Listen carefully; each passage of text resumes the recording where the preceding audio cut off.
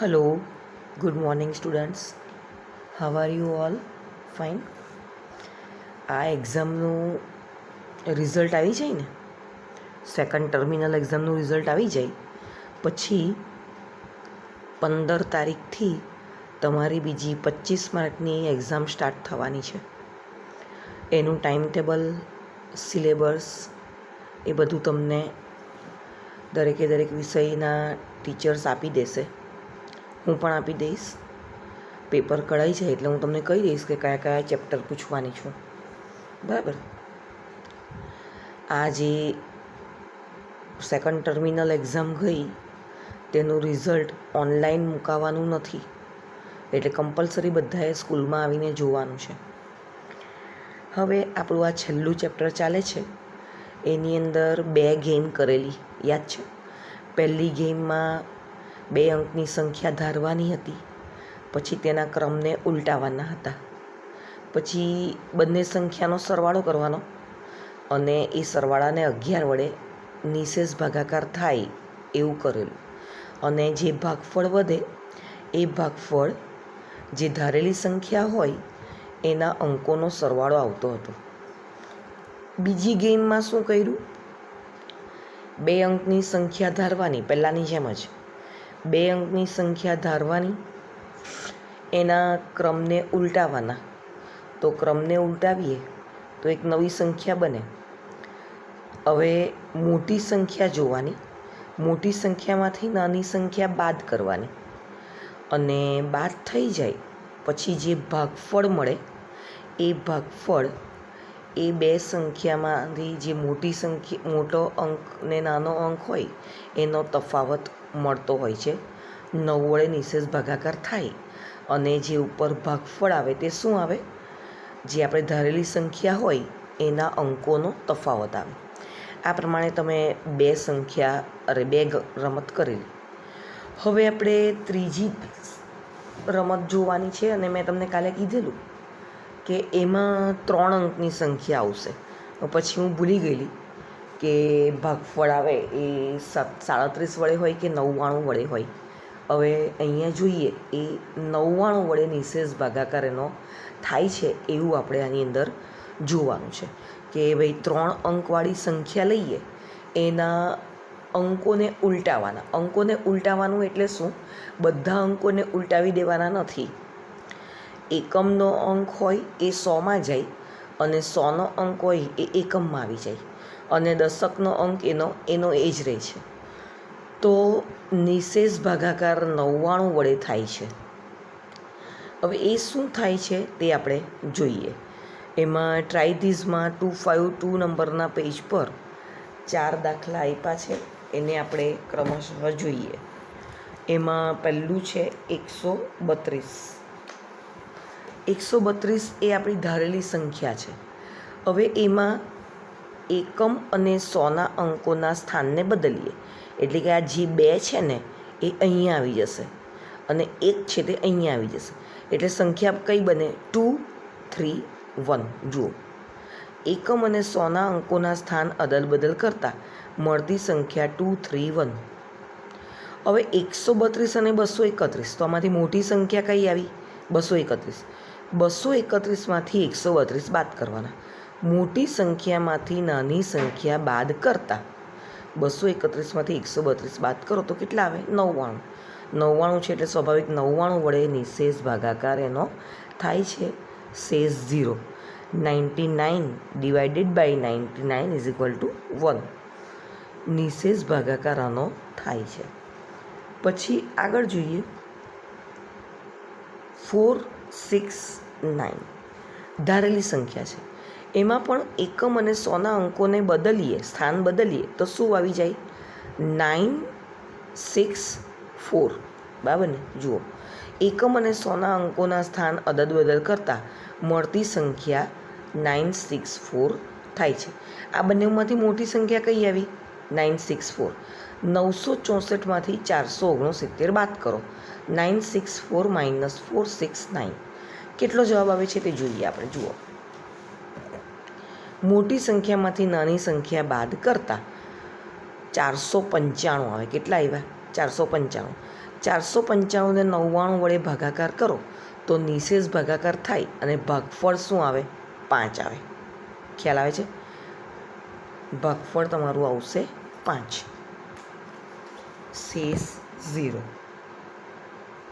હવે આમાં પણ જોજો, જે પહેલાં ધારેલી સંખ્યા હોય ને એ ધારેલી સંખ્યાના મોટા અંકમાંથી નાનો અંક બાદ કરીએ ને તો જે જવાબ આવે તે આનું ભાગફળ આવશે. જોયું તમે? જો પહેલું હું તમને બતાવું. પહેલી સંખ્યા કઈ હતી? 132. એમાં ધારેલી સંખ્યા 132 હતી તો 2માંથી 1 જાય તો કેટલા આવે? 1. તો જો એનું ભાગફળ 1 આવ્યું. નિશેષ ભાગાકાર થાય, ભાગફળ 1. આમાં પણ 4, 6, 9 છે ને, 9માંથી 4 જાય તો કેટલા આવે? 5. તો જુઓ એનું ભાગફળ 5 આવ્યું. આમાં જુઓ 737, તો આમાં તો 0 જ આવવાનું છે. 7માંથી 7 જાય તો 0. ધારેલી સંખ્યા 737. હવે આના ક્રમને ઉલટાવીએ, એકમ અને 100ના સ્થાનને અદલબદલ કરીએ. 7 7 છે, 737. મોટી સંખ્યામાંથી નાની સંખ્યા બાદ કરતાં 0 મળવાના. 0ને 99 વડે ભાગાકાર કરો એટલે પાછો 0 જ આવવાનું. જુઓ એમ પણ અહીંયા 7 - 7 0 જ આવે છે ને? ચાલો 901. ધારેલી સંખ્યા 901. એકમ અને 100ના અંકોના સ્થાન અદલબદલ કરતાં શું થવાનું?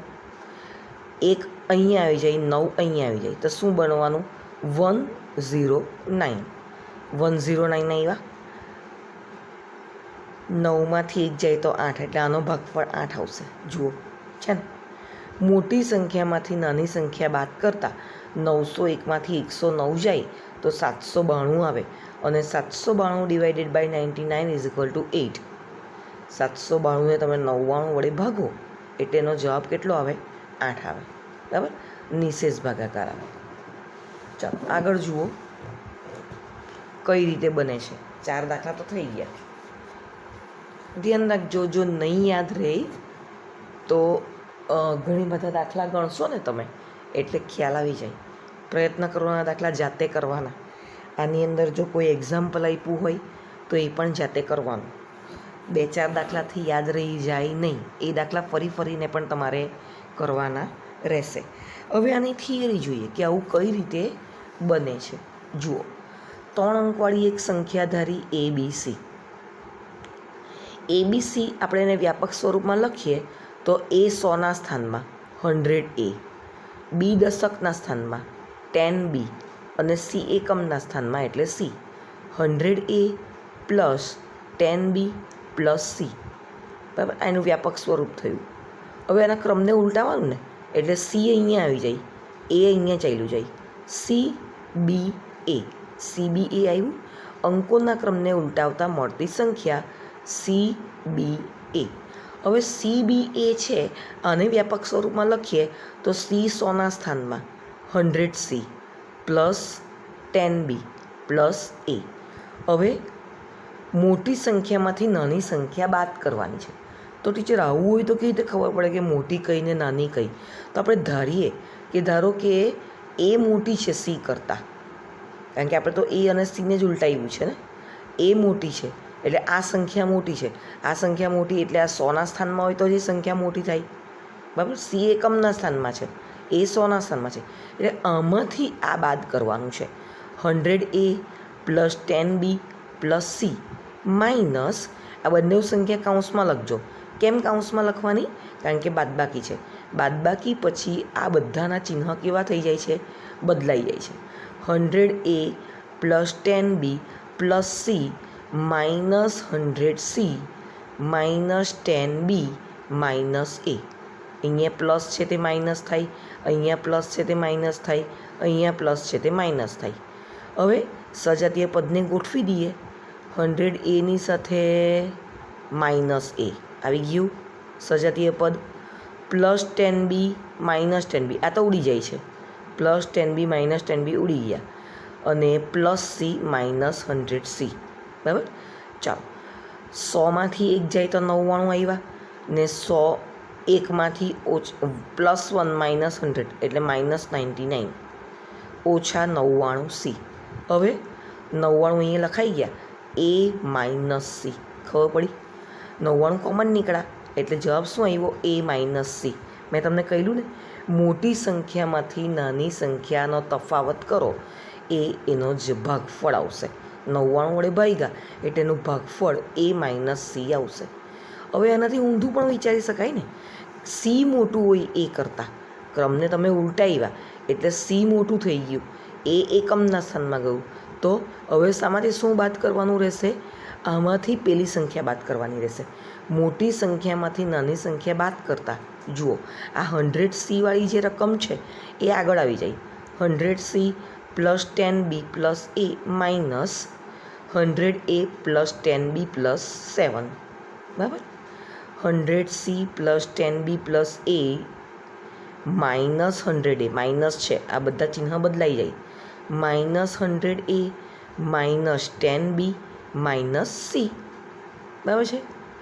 પ્લસ 10B માઇનસ 10B કાઢી નાખ્યા. 100C minus C plus A minus 100A. 100માંથી 1 જાય, 99 આવ્યા. આ માઇનસ 99 આવ્યા. 100 મોટી સંખ્યા છે ને, આમાંથી 99 કોમન કાઢો. 99 કોમન કાઢીએ એટલે સી માઇનસ એ. આમાં પણ એ જ આવ્યું. મોટા અંકમાંથી નાનો અંક બાદ કરો. અહીંયા મોટો અંક સી હતો, નાનો અંક એ હતો. સીમાંથી એ બાદ કરો. જે આપણે એમાં જોયું દાખલામાં કે બાદબાકી કરીએ, 99 વડે ભાગાકાર થાય, ભાગફળ જે આવે તે શું આવે? મોટી સંખ્યામાંથી નાની સંખ્યા બાદ કરો. 9માંથી 1 જાય તો 8 થઈ ગઈ ને. તો આ થઈ તમારી ત્રીજી રમત. ત્રીજી રમતમાં શું કર્યું? 3 અંકો લેવાના, એ 3 અંકોના સ્થાન બદલવાના. કયા સ્થાન બદલવાના? એકમ અને 100નો અંક બદલવાનો, અને પછી મોટી સંખ્યામાંથી નાની સંખ્યા બાદ કરવાની.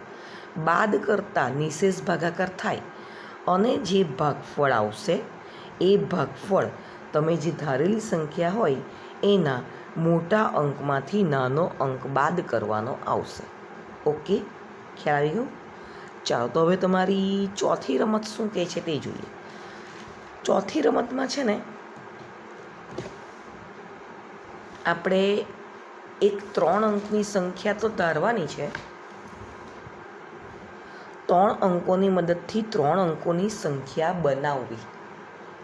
બનાવવી એટલે શું? તો કે ભાઈ એ લોકો ત્રણે ત્રણના સ્થાન બદલવાના છે. અત્યાર સુધી આપણે ત્રીજી રમતમાં શું કર્યું કે ફક્ત એકમ અને 100ના સ્થાનને ચેન્જ કર્યા. હવે તમારે 3 સ્થાન બદલવાના છે. એકમ હોય તે દશકમાં જાય, દશક હોય તે 100માં જાય, 100 હોય તે દશકમાં જાય. આ પ્રમાણે તમને ખબર છે, આપણે જ્યારે પણ 3 જણ બેઠા હોય એક બેન્ચ પર અને ટેસ્ટ લઈએ તો એમ કહીએ કે ચાલ તારી નોટ આને આપી દે, તારી નોટ આને આપી દે, આની નોટ આને આપી દે. એટલે તમારી 3 જણની નોટ એકબીજા પાસે ઇન્ટરચેન્જ થઈ જતી હોય છે. તો આ પ્રમાણે આપણે અંકોને પણ ફેરવવાના છે. 3 સંખ્યામાં એને ફેરવવાના છે વારાફરતી. જોઈએ ચાલો કઈ રીતે થાય છે જુઓ. એમાં પેજ નંબર 253 પર 3 સંખ્યા આપી છે, 4 સંખ્યા છે. કે કેટલી રકમ આપી છે? 4 છે ને? હા, 4 રકમ છે. તો એ 4 રકમને આપણે જોઈ લઈએ અને પછી એની થિયરી કરીએ કે આવું કઈ રીતે બને છે. જુઓ, એક સંખ્યા ધારી 417, ધારી નથી, અંદર આપેલી જ છે 417. સંખ્યાના અંકો અદલ બદલ કરવાથી મળતી સંખ્યાઓ 2 સંખ્યાઓ મળશે. કઈ કઈ મળશે જુઓ. પહેલાં શું કરવાનું તમારે? 7ને અહીંયા લઈ જવાના. 417 છે ને, હું 7નું સ્થાન બદલું છું. 7 અહીંયા આવ્યા તો 4 ક્યાં જાય? 4 દશકમાં જાય. તો 1 ક્યાં જાય? 1 એકમમાં જાય. એટલે સંખ્યા બની ગઈ 741. 741. 7 હું લખું બોલપેનથી.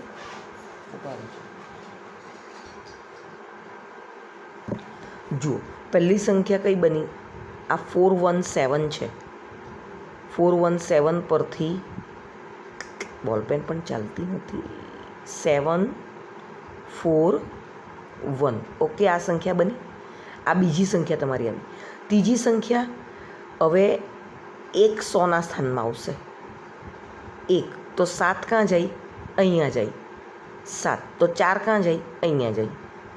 જોયું, તમારી 3 એ 3 સંખ્યા કેવી બની ગઈ? અલગ અલગ બની ગઈ. એટલે 3 અંકોની મદદથી 3 અંકોની સંખ્યા બનાવવી. 3 સંખ્યા બનાવવી. બરાબર? શું છે આ રમતનું નામ? 3 અંકોની મદદથી બીજા 3 અંકોની 3 સંખ્યા બનાવવાની છે. તો આ પ્રમાણે સંખ્યા બની ગઈ. હવે તમે જોશો ને તો રિપીટ જ થશે સંખ્યા. રિપીટ સંખ્યા લેવાની નથી. આપણે ફક્ત 3 અંકોની 3 સંખ્યા બનાવવાની છે, જેમાં 3 એ 3ના સ્થાન બદલાયેલા છે.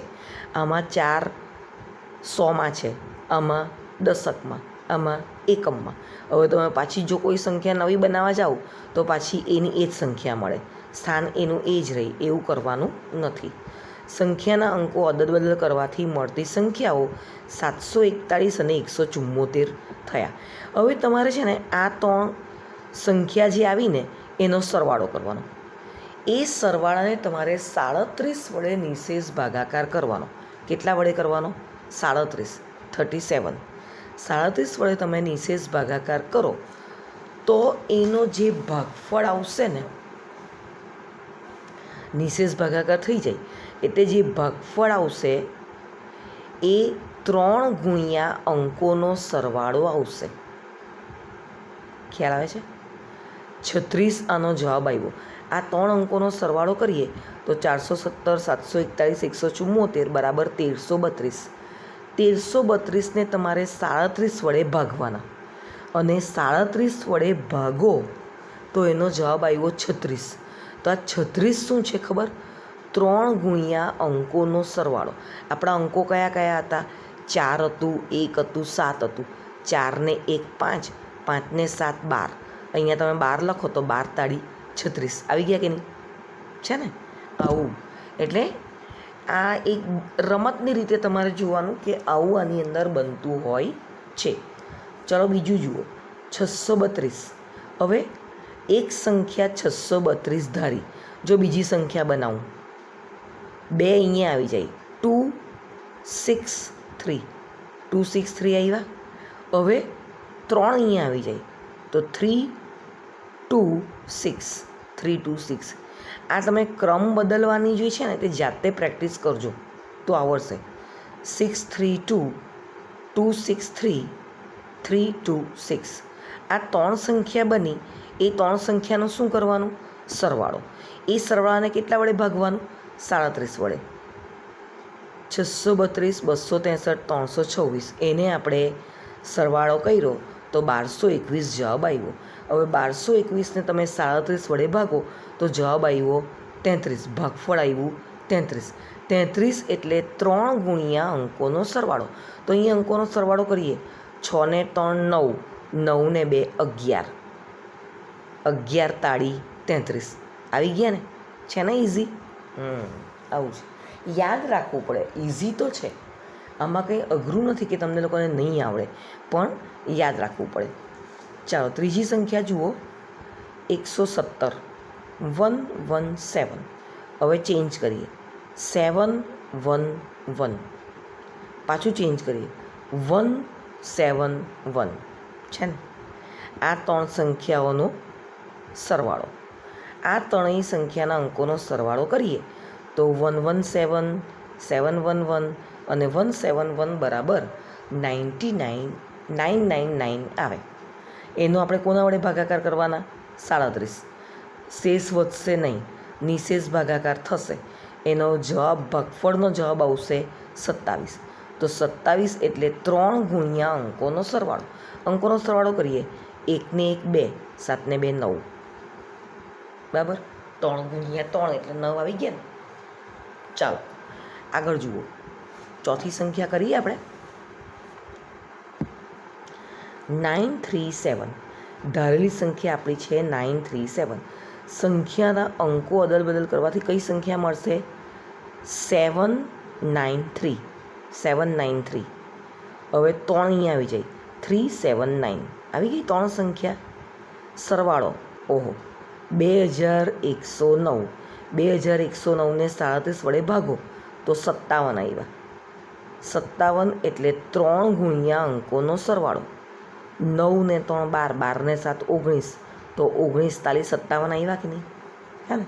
હવે થિયરી જોવી પડે ને કે આવું કઈ રીતે આવ્યું. જુઓ, ધારેલી સંખ્યા હતી આપણે ABC.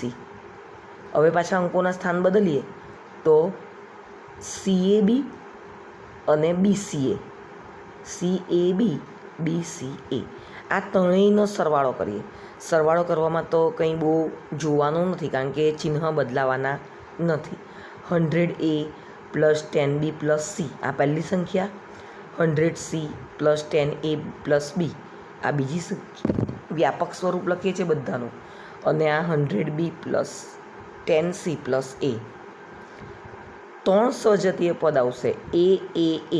આ A વાળું પદ,